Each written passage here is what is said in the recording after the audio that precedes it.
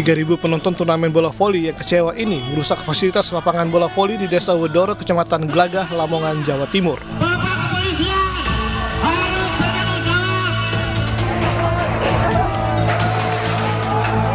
Kericuan terjadi menjelang pertandingan final yang mempertemukan dua tim asal Gresik. Penonton marah lantaran salah satu tim tak kunjung masuk ke lapangan sehingga pertandingan tidak dimulai. Selain net dan papan skor, penonton juga merusak tribun dan meja kursi panitia. Karena inilah pada waktu itu penonton sudah penuh dan ada salah satu tim peserta dari Lewayu tidak mau masuk ke lapangan. Jadi itu akhirnya pada waktu itu penontonnya di dalam akhirnya seperti nggak sabaran karena terjadi peristiwa seperti itu. Ada korban? Kalau untuk korban yang di dalam nggak ada korban, tapi kalau korban di luar itu anak parkir yang kena sasaran. Akibat kericuan ini, kerugian yang ditimbulkan mencapai belasan juta rupiah. Selain itu, seorang juru parkir juga terluka akibat dikeroyok. Dinas Pemuda dan Olahraga Lamongan kini masih meminta keterangan dan tim peserta dan juga panitia turnamen untuk mengetahui secara pasti penyebab kericuhan.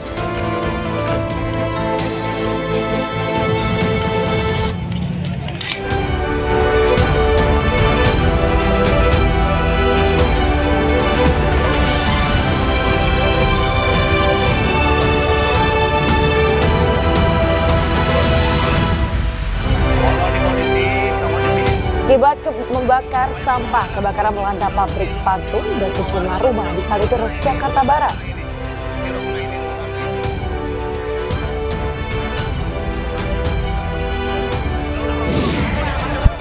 Mantan juru bicara Front Pembela Islam Munarman bebas dari jeruji besi.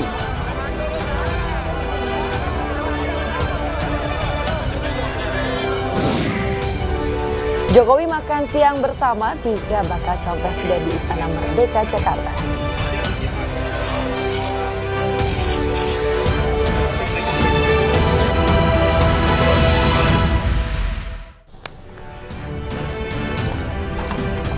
Ya, selamat pagi pemirsa. News Pagi kembali hadir melengkapi informasi Anda pada pagi hari ini. Ya, selain 3 berita utama tadi, sejumlah informasi menarik lainnya juga telah kami siapkan untuk Anda. Bersama saya, Bayu Pradana. Dan saya, Yasmin Atania. Inilah News Pagi selengkapnya.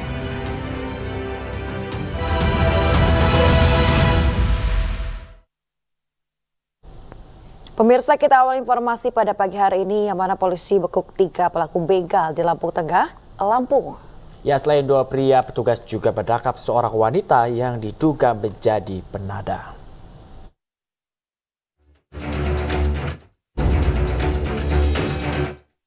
Aksi pembegalan seorang pelajar oleh 2 orang pria di Lingkar Barat Kampung Adijaya, Lampung Tengah terekam kamera pengawas.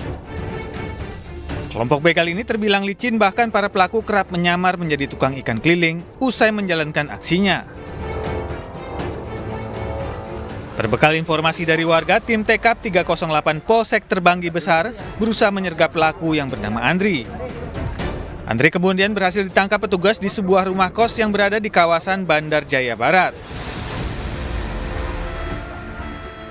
Tak lama berselang, polisi juga memburu Oki, pelaku kedua, dan Wahyuni selaku penada. Api itu dapat begal. Paham? Makanya kamu ikut, silakan kamu dampingi. Jadikan saya mau pulang. Iya, kalau dia takut, ya. Jangan kami pakai ini. Ya, siap. Saat penggerebekan, petugas juga menemukan alat isap sabu atau bong. Modus daripada pelaku ini menyasar kepada korbannya anak-anak, rata-rata anak-anak.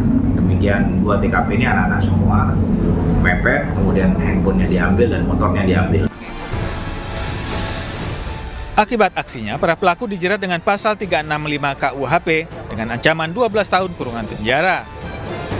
Dari Lampung Tengah, Lampung, Ferry Saputra, News melaporkan. Tersinggung dilarang menyanyi lantaran mabuk di acara pernikahan, seorang pria di Maros, Sulawesi Selatan menganiaya tetangganya hingga tewas bersimbah darah. Pelaku ditangkap saat hendak kabur keluar kota lantaran terlibat kecelakaan lalu lintas.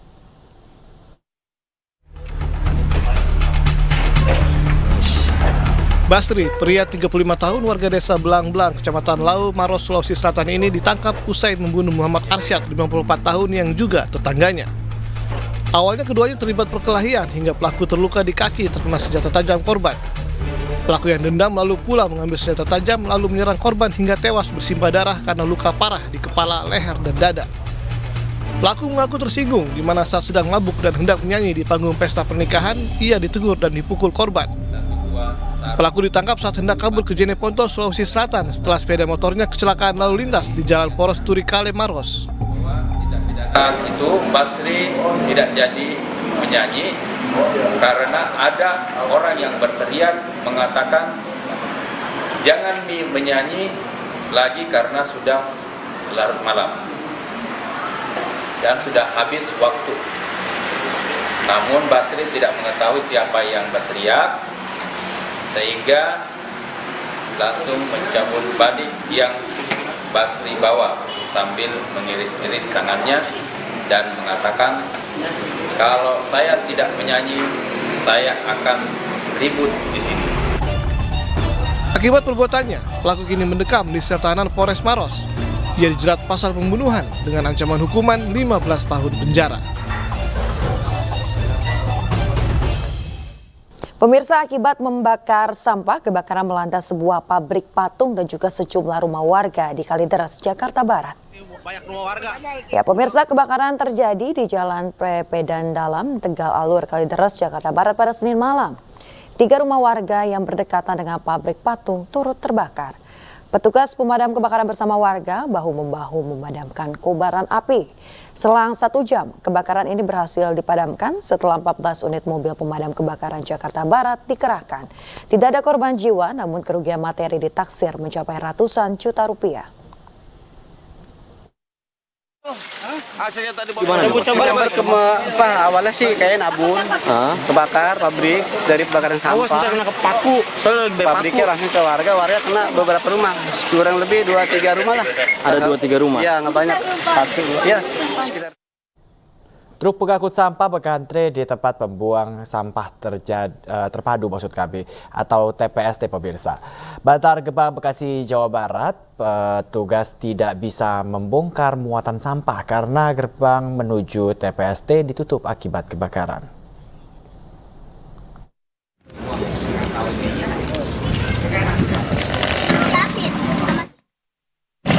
Ratusan truk pengangkut sampah mengantre di depan TPST Bantar Gebang, Bekasi, Jawa Barat. Truk tidak bisa membongkar muatan sampah karena pintu gerbang tempat pembuangan sampah terpadu ini ditutup akibat kebakaran. Sopir menyatakan harus menunggu hingga berjam-jam agar bisa menyalurkan sampah yang mereka angkut ke dalam Bantar Gebang. Sampai sekarang belum bisa masuk? Belum bisa masuk. Kenapa, Mas?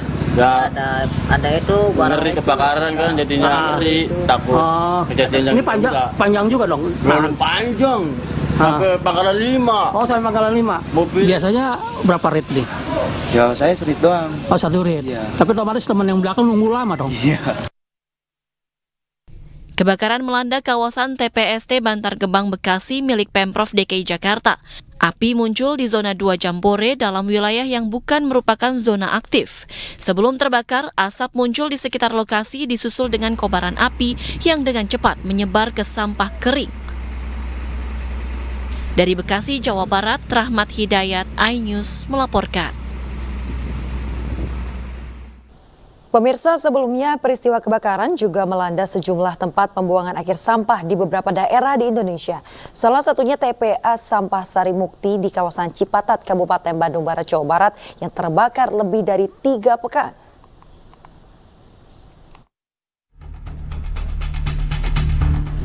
Sepanjang tahun 2023 tercatat sebanyak 14 tempat pembuangan akhir sampah di Indonesia terbakar. Tentu ini menjadi permasalahan serius lantaran butuh waktu lama untuk memadamkan api, bahkan bisa mencapai lebih dari 2 pekan. Seperti kebakaran TPA Rawakucing di Kota Tangerang, kepulan asap pekat mengganggu warga sekitar termasuk aktivitas penerbangan di Bandara Soekarno-Hatta. Pemerintah kota dibantu BNPB mengerahkan helikopter waterbombing dan dropping air dilakukan sebanyak 50 kali, di mana 1 kali dropping berkapasitas 800 liter air. Sementara tempat pembuangan akhir sampah di Kopi Luhur, Kota Cirebon, Jawa Barat juga terbakar. Api dengan cepat membakar area gunungan sampah. Bahkan kepulan asap tinggi mengganggu jarak pandang di ruas tol Palikanci yang tak jauh dari lokasi kebakaran. Sebanyak 3 unit kendaraan pemadam kebakaran dan 2 alat berat dikerahkan untuk memadamkan api. Petugas gabungan sempat kesulitan padamkan api akibat kencangnya tiupan angin.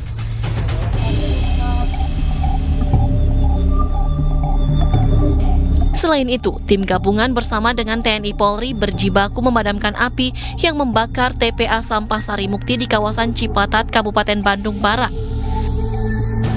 Lebih dari 3 pekan, api belum juga bisa dipadamkan. Kepulan asap dan beberapa titik api bermunculan. Kondisi ini diperparah oleh adanya gas metana yang berada di dalam tumpukan sampah sehingga api kembali menyala dan menyebar. Tim gabungan pun menggunakan teknik penguburan tanah untuk mempercepat pemadaman api. Sejumlah peristiwa itu diharapkan ada perhatian serius dari pemerintah daerah soal pengelolaan sampah. Tim Liputan iNews melaporkan. Sebuah sepeda motor tertabrak pick-up hingga terpental di Jalan Nasional Madiun, Surabaya, Kecamatan Balarejo, Madiun, Senin pagi. Kecelakaan tragis yang mengakibatkan pengendara motor terluka parah itu terekam CCTV.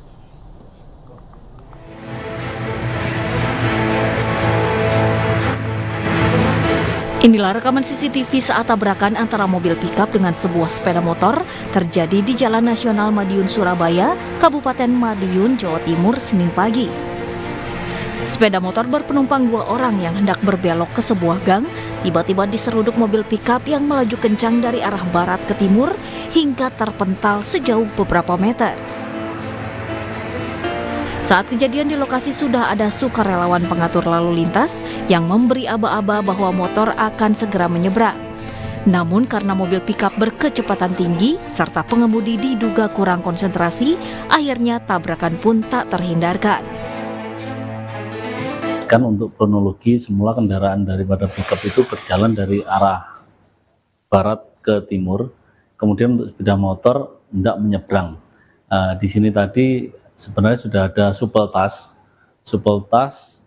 sudah menaikkan bendera, artinya sudah bisa kendaraan itu menyeberang, akan tetapi mungkin karena kecepatannya yang lumayan dan konsentrasinya dimungkinkan kurang penuh, jadi akhirnya tidak melihat adanya kendaraan sepeda motor tersebut dan terjadilah tumburan. Akibat peristiwa ini 2 korban penumpang sepeda motor terluka parah dan dibawa ke RSUD Caruban. Sementara kedua kendaraan telah diamankan ke Polres Madiun sebagai barang bukti. Dari Madiun, Jawa Timur, Arif Wahyu Effendi, iNews melaporkan. Pemirsa, Wali Kota Makassar Muhammad Ramdan Pomanto menyiapkan konsep baru dalam menyemarakan hari ulang tahun ke-416 Kota Makassar, mulai dari lokasi yang berbeda hingga karnaval budaya yang melibatkan ribuan penari.